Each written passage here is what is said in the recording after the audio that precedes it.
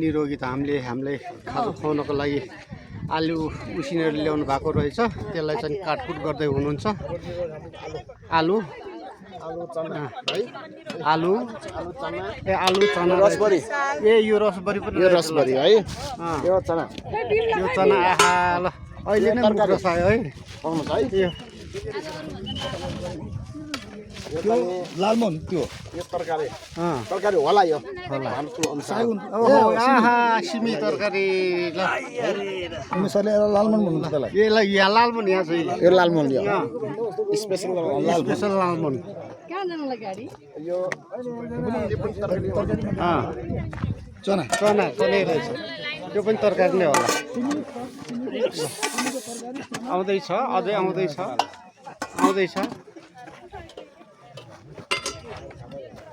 ल हामी सबैजना सातो वार्डको चाहिँ नि निरोगी धामबाट आएको हो।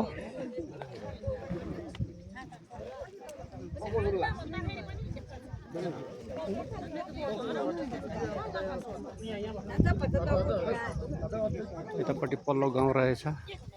आज आकाशमा बादल पनि निकै राम्रो देखिरहेछ। यो बाटो हुँदै चिसापानी जाने बाटो रहेछ यो।